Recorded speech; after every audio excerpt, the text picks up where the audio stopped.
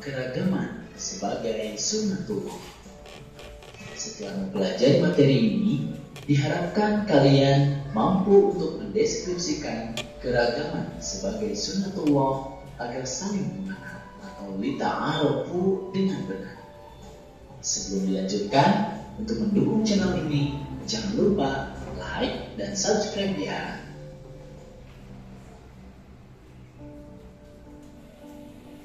Adik-adik, pernahkah kalian menyaksikan pemandangan seperti tampak dalam gambar ini? Bisakah kalian seperti mereka, saling menghormati dan hidup damai dengan siapapun meskipun berbeda agama? Keragaman suku, bangsa adalah sunnatullah untuk saling mengenal. Kita harus bersikap saling menghargai dan menghormati siapapun meskipun berbeda agama. Indonesia adalah negeri yang majemuk atau beragam, terdiri dari aneka ragam agama, suku, bangsa, warna kulit dengan kekhasannya masing-masing. Saling menghormati dan menghargai adalah modal utama hidup damai. Keragaman adalah kenyataan yang tidak bisa dihindari dan merupakan sunnatullah.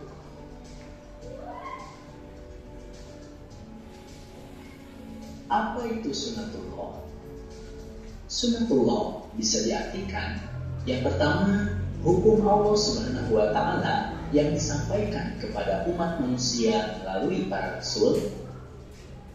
Atau sunnatullah bisa juga diartikan undang-undang keagamaan yang diterapkan oleh Allah Subhanahu wa Ta'ala yang termaktub di dalam Al-Quran. Atau sunnatullah bisa diartikan juga hukum alam, baik itu kejadian dan sebagainya yang berjalan secara tetap dan otomatis. Nah, keragaman merupakan sunnatullah ini karena keragaman sudah ditetapkan secara otomatis. Tidak mungkin ada yang dapat menyeragamkan semua makhluk hidup di dunia ini kecuali Allah Subhanahu wa Ta'ala. Pertanyaannya, untuk apa Allah menjadikan manusia beraneka ragam? Tujuannya adalah agar saling mengenal, sehingga menghasilkan hubungan yang harmonis, kerjasama, serta saling mendukung. Sebagaimana telah dijelaskan dalam Quran Surat Al-Hujurat ayat 13. Oleh karena itu, marilah kita mengenal karakteristik agama-agama yang ada di Indonesia melalui tabel berikut ini.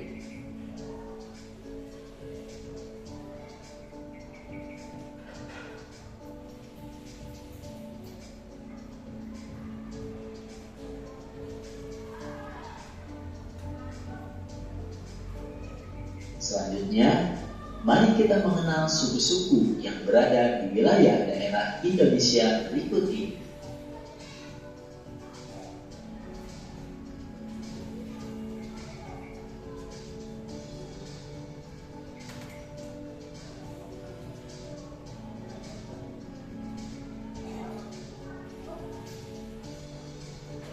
Selanjutnya, kita juga perlu mengenal bangsa-bangsa di dunia yang sebagiannya juga berada di Indonesia.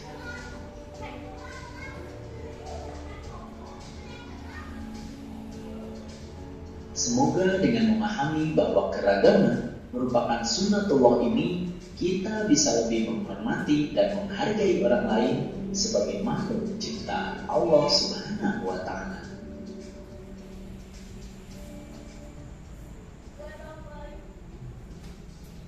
Alhamdulillahirabbil alamin. Materinya sudah selesai. Jangan lupa untuk like dan subscribe channel ini ya. Semoga sekarang kalian sudah mampu mendeskripsikan keragaman. Itu ya tadi terkait tentang keragaman sebagai sunnah. Sudah menyaksikan videonya ya. Apa yang kalian ambil dari video tadi pelajarannya apa? Tentang keragaman sebagai sunnatullah itu wajib tidak? Wajib. Kita itu dilahirkan bisa kita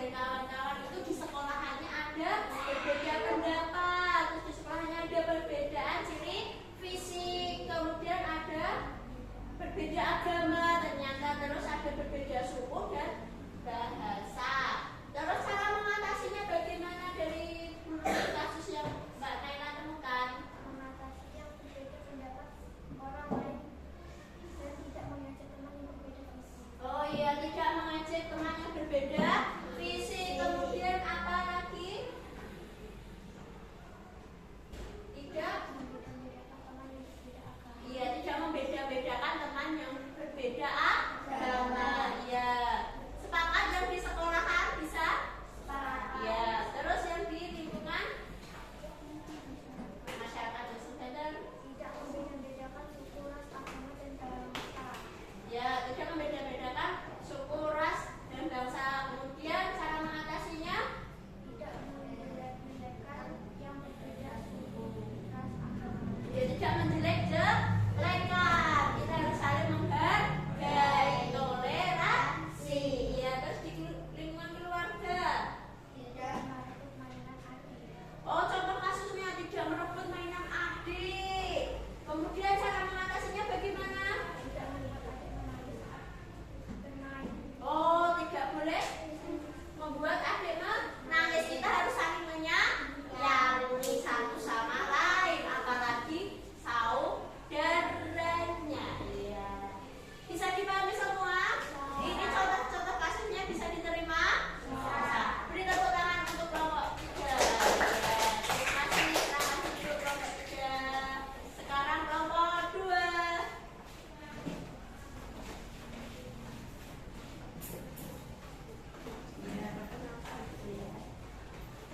Yuk.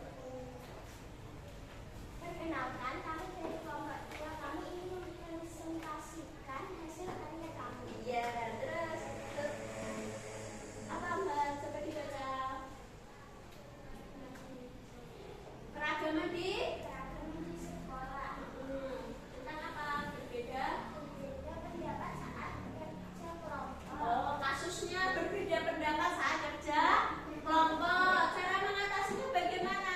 Saling menghargai, tidak menyingkirkan. Oke. Apa tidak? Tidak meributkan, mencegah saling memuji, tidak mengejek karya milik orang lain. Ya, apabila kita berbeda pendapat, cara mengatasinya saling menghargai, tidak meributkan, terus mencegahnya saling memuji. Apabila ada yang kurang, kita beri masukan. Apabila itu sudah baik menurut kita, kita harus saling memuji. Ya, terus di lingkungan keluarga, apa contoh kasusnya? Berbeda pendapat, jenis kelamin berbeda, jenis kelamin berbeda. Oh iya, berbeda. Ada yang di rumahnya, ada yang berbeda. Bentuk rambut, ada yang mungkin ada yang keriting, ada yang lurus, ada yang panjang, ada yang pendek. Terus berbeda jenis kelamin ya, ya di rumah kan ada ayah, ada ibu, ada adik. Terus tinggi badan, berat badan. Cara mengatasinya bagaimana?